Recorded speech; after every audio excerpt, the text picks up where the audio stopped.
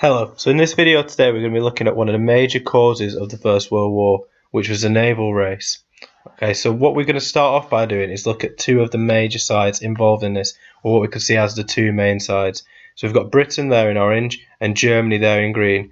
Now, whilst that looks like a small amount of the globe in total, obviously you've got to remember that this also accounted for a large proportion of the empires at this time. So you can see the British Empire there in the pink colour, and the German Empire in green as well. Now, what this led to was that both of these countries, who both had empires, felt that they needed navies and ships to protect their trade and to protect their empires around the globe.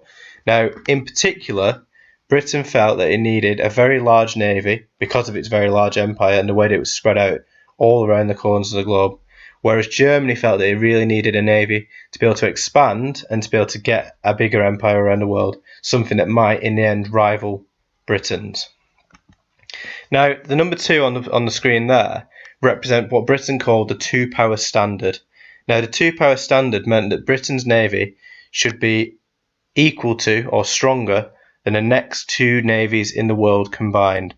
Okay, Britain felt that it needed this exactly because of its empire, because it felt threatened that if it didn't have this, other countries would be able to take parts of its empire or block off trade to Britain from the empire, so it needed the two-power standard.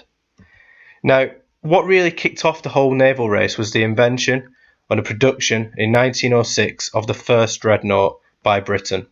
Now, what was really crucial about the dreadnought was two technological advancements. The first being rotating gun turrets. So gun turrets could move 360 degrees and therefore attack targets on all sides. And also much thicker armour plating, which meant the dreadnought was harder to attack.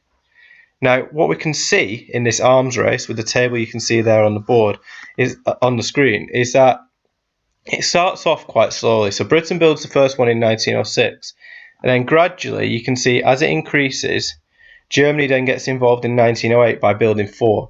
Now this scares Britain, and Britain then feels like it continuously needs to build dreadnoughts in order to maintain its naval supremacy, remember that two-power standard, and also to keep ahead of Germany.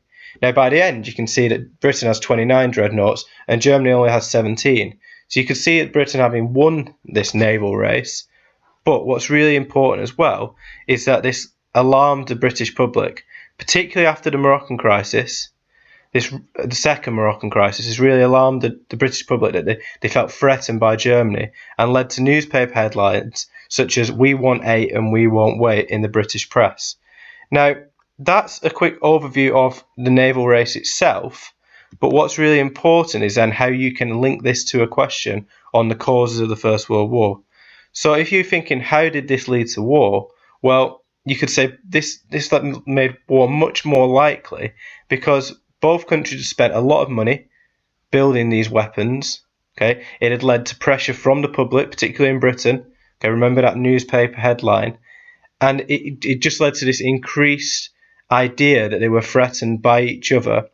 And obviously, you don't spend a lot of money building weapons such as these dreadnoughts not to use them or potentially have to use them in the future.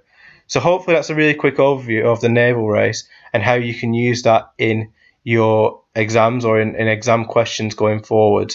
Now, the table we've got on the screen there is a really good one to remember, particularly those numbers there at the bottom, 29 and 17 by 1914. That's a really good way of remembering the scale of the naval race in 1914. Thank you.